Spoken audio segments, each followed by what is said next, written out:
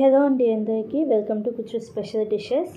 కేవలం 30 నిమిషాలలో దుడ్డు లాంటి మెత్తటి ఇడ్లీలు, దానిలోకి కాంబినేషన్గా సూపర్ టేస్టీ చట్నీ ఎలా చేసుకోవాలో చూపిస్తున్నాను. ఫస్ట్ ఇడ్లీలు ఎలా చేసుకోవాలో చెప్తాను. ఈ ఇడ్లీలు చేయడానికి ఉప్మా రవ్వ అలాగే మిక్సీ కూడా అవసరం లేదు, చాలా ఈజీగా చేసుకోవచ్చు. ముందుగా ఒక బౌల్లో 1 కప్పు అటుకులు వేసుకొని 2 సార్లు నీళ్ళతో శుభ్రంగా కడిగి మళ్ళీ మంచి నీళ్ళు అటుకులు మునిగేదాకా వేసుకుంటే సరిపోతుంది. అటుకులు మునిగేదాకా నీళ్ళు వేసుకొని ఈ అటుకులను పక్కన పెట్టండి. ఇప్పుడు ఇంకొక గిన్నె తీసుకొని ఏ కప్పుతో అయితే అటుకులు తీసుకున్నారో అదే కప్పుతో 1 కప్పు ఇడ్లీ రవ్వ వేసుకొని ఒకసారి నీళ్ళతో శుభ్రంగా కడగండి. నీళ్ళు పోసి 1 నిమిషం ఆగితే రవ్వ మొత్తం కిందకి పోయి నీళ్ళు పైకి వస్తాయి కదా, ఆ నీళ్ళు మొత్తం వంపేసుకొని మళ్ళీ మంచినీళ్ళు పోసుకొని ఈ అటుకులను అలాగే ఇడ్లీ రవ్వను ఒక 30 నిమిషాల పాటు నానబెట్టుకోవాలి. అంతలో చట్నీ ఎలా చేసుకోవాలో చూద్దాము. ముందుగా స్టవ్ ఆన్ చేసుకుని ఒక ప్యాన్లో 2 టేబుల్ స్పూన్ల నూనె వేసుకొని ఒక పెద్ద సైజు ఉల్లిపాయను మీడియం సైజు ముక్కలుగా కట్ చేసుకుని వేసుకోండి. ఉల్లిపాయలు కొంచెం మెత్తపడ్డ తర్వాత ఒక చిన్న సైజు టమోటాను సన్నగా కట్ చేసుకొని వేసుకోండి. అలాగే ఎండుమిరపకాయలు 7 నుంచి 8 దాకా వేసుకోవాలి. ఎండుమిరపకాయలు 7 నుంచి 8 దాకా వేసుకొని చిన్న నిమ్మకాయ సైజ్ అంత చింతపండును వేసుకోండి. చింతపండును వేసుకొని టమోటాలు కొంచెం సాఫ్ట్గా అయ్యేదాకా ఉడికించుకోండి. టమోటాలు కొంచెం సాఫ్ట్గా అయిన తర్వాత 1 కప్పు పుఠానీలు వేసుకొని 2 నిమిషాల పాటు మీడియం ఫ్లేమ్లో ఉడికించుకోండి. 2 నిమిషాల తర్వాత 4 వెల్లుల్లి రెబ్బలను కొంచెం దంచుకొని వేసుకోండి. అలాగే కొబ్బరి పొడి 4 టేబుల్ స్పూన్లు వేసుకోండి. మీ దగ్గర కొబ్బరి పొడి లేకపోతే కొబ్బరిని సన్నగా కట్ చేసుకొని కొంచెం స్టార్టింగ్లో వేసుకోండి. వీటన్నిటిని ఒక 2 నిమిషాల పాటు వేయించుకొని మంట ఆఫ్ చేసేసి పూర్తిగా చల్లారనివ్వండి.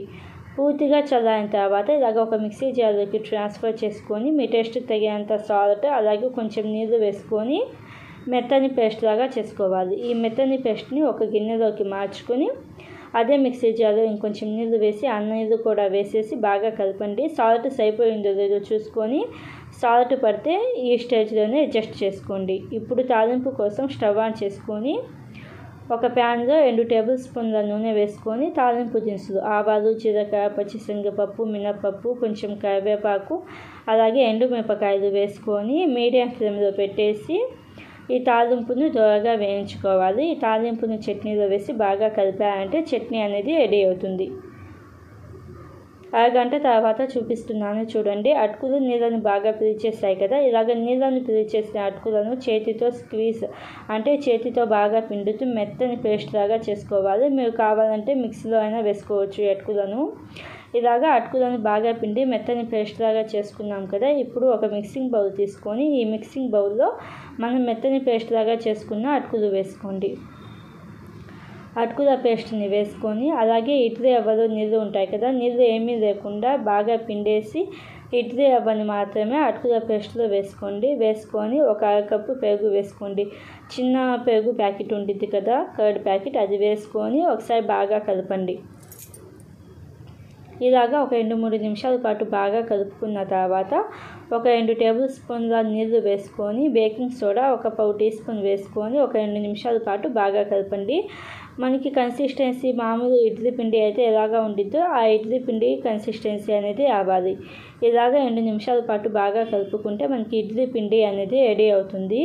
ఇప్పుడు ఇడ్లీ ప్లేట్స్కి ఇలాగ ఆయిల్ అనేది మొత్తం అప్లై చేసేసి మనం రెడీ చేసుకున్న పిండి ఇడ్లీ ప్లేట్స్లోకి పెట్టుకోండి. నేను ఇలాగ ప్లేట్స్కి ఆయిల్ పెట్టేటప్పుడు ఇడ్లీ ప్యాన్లో నీళ్ళు పెట్టేస్తాను. నీళ్ళు అయితే బాగా బాయిల్ అవుతున్నాయి. ఇలాగ నీళ్ళు బాగా బాయిల్ అవుతున్నప్పుడు ఈ ప్లేట్స్ పెట్టేసి మీడియం ఫ్లేమ్లో ఒక 8 నుంచి 10 నిమిషాల దాకా ఉడికించుకోవాలి. 8 నిమిషాల తర్వాత చేతిని కొంచెం తడి చేసుకొని చూడండి. మన చేతికి పిండి తగలట్లేదు అంటే ఇడ్లీలు బాగా ఉడికాయి అని అర్థం. ఇలాగా ఇడ్లీలు ఉడికిన తర్వాత జస్ట్ ఒక 30 సెకండ్స్ లేకపోతే 1 నిమిషం పాటు సర్వ్ చేసుకోవడమే. అంతే అండి, సింపుల్గా ఈజీగా కేవలం 30 నిమిషాలలో దూది లాంటి మెత్తటి ఇడ్లీలు, దానిలోకి కాంబినేషన్గా సూపర్ టేస్టీ చట్నీ అయితే రెడీ అయిపోయింది. చూసారు కదా ఇడ్లీలు ఎంత సాఫ్ట్గా ఉన్నాయో. ఈ కాంబినేషన్ అయితే సూపర్గా ఉంటుంది. చట్నీ అయితే ఇంకా బాగుంది. ఒకసారి తప్పకుండా ట్రై చేసి మీకు ఎలా అనిపించిందో నాకు కామెంట్స్లో చెప్పండి. Thank you for watching. Bye bye.